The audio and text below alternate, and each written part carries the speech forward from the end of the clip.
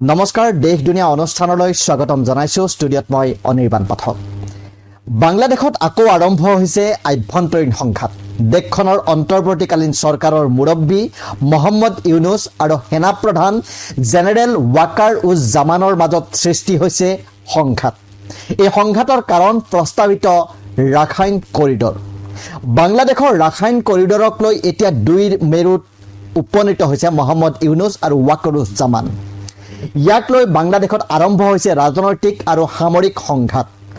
অন্তৰ্বৰ্তীকালীন চৰকাৰৰ মুৰব্বী মোহাম্মদ ইউনুছে আমেৰিকা সমৰ্থিত ৰাখাইন কৰিডৰৰ প্ৰতি সমৰ্থন প্ৰদৰ্শন কৰিছে কিন্তু ইয়াৰ বিপৰীতে বাংলাদেশৰ সেনা প্ৰধান জেনেৰেল ৱাকাৰ উজ জামানে ইয়াক তীব্ৰ বিৰোধিতা কৰিছে আনকি ৱাকাৰ উজ জামানে ইয়াক ৰক্তাক্ত কৰিডৰ বুলিও অভিহিত কৰিছে তেওঁ কৈছে যে এই কৰিডৰ বাংলাদেশৰ ৰাষ্ট্ৰীয় নিৰাপত্তা আৰু সাৰ্বভৌমত্বৰ বাবে এক গুৰুতৰ ভাবুকি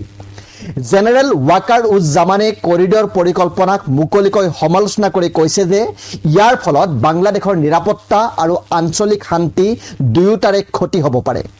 লগতে চৰকাৰে ইমান গুৰুত্বপূৰ্ণ সিদ্ধান্ত লোৱাৰ পূৰ্বে দেশখনৰ সেনাৰ পৰা পৰামৰ্শ নোলোৱাৰো অভিযোগ উত্থাপন কৰিছে অৱশ্যে সেনা প্ৰধানৰ এনে প্ৰতিক্ৰিয়াৰ পাছত মোহাম্মদ ইউনুছ নেতৃত্বাধীন অন্তৰ্বৰ্তীকালীন চৰকাৰখনে এখোজ পিছুৱাই গৈছে আৰু কৈছে যে ৰাখাইন কৰিডৰ সন্দৰ্ভত কোনো চূড়ান্ত সিদ্ধান্ত লোৱা হোৱা নাই তথাপিও এই মতানৈক্যই বাংলাদেশৰ সেনা আৰু চৰকাৰৰ মাজত বিভাজন স্পষ্ট কৰিছে এতিয়া প্ৰশ্ন হৈছে এই ৰাখাইন কৰিডৰ আচলতে কি ৰাখাইন কৰিডৰ হৈছে মানৱীয় সাহায্য আৰু লজিষ্টিক্সৰ বাবে এটা প্ৰস্তাৱিত পথ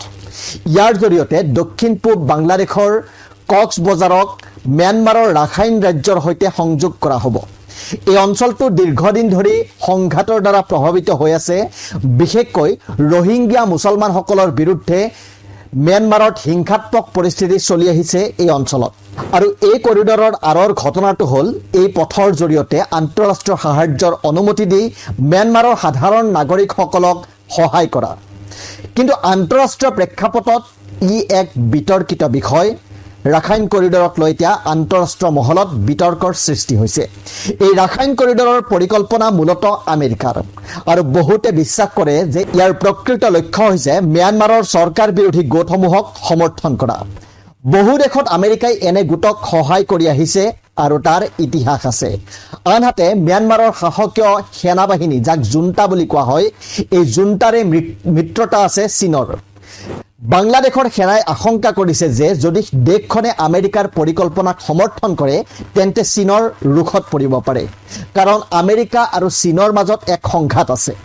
অৱশ্যে আমেৰিকাৰ হেঁচাত মোহাম্মদ ইউনুছে পৰিকল্পনাৰ বাবে সাজু হোৱা বুলি এতিয়া দেশখনত চৰ্চা চলিছে বাংলাদেশত চীনৰ প্ৰভাৱো বৰ্তমান সময়ত যথেষ্ট বৃদ্ধি পাইছে মোহাম্মদ ইউনুছ অন্তৰ্বৰ্তীকালীন নেতা হোৱাৰ পাছতেই তেওঁ আমেৰিকাৰ ওচৰলৈ যাব বুলি এক আশা কৰা হৈছিল কিন্তু আঞ্চলিক পৰিস্থিতিলৈ চাই তেওঁ আমেৰিকাৰ পৰিৱৰ্তে চীনৰ সৈতে অধিক শক্তিশালী সম্পৰ্ক গঢ়ি তুলিবলৈ আৰম্ভ কৰিলে তেওঁৰ প্ৰথম আনুষ্ঠানিক বিদেশ ভ্ৰমণ আছিল চীন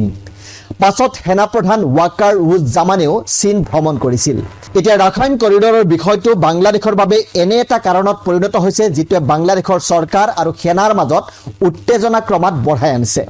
দ্বিতীয়তে বাংলাদেশৰ ওপৰত চীন আৰু আমেৰিকা উভয়ৰে প্ৰভাৱ আছে আৰু ৰাখাইন কৰিডৰৰ বিষয়টোৱে দুয়ো শক্তিৰ মাজৰ সংঘাতত বাংলাদেশক সাঙুৰি আনি আন এক সমস্যালৈ ঠেলি দিয়াৰ আশংকা দেখা গৈছে আপোনালোকে চাই আছিল দেশ দুনিয়া বিভিন্ন ৰাষ্ট্ৰীয় আৰু আন্তঃৰাষ্ট্ৰীয় গুৰুত্বপূৰ্ণ খবৰৰ বাবে চাব আমাৰ এই বিশেষ অনুষ্ঠান ধন্যবাদ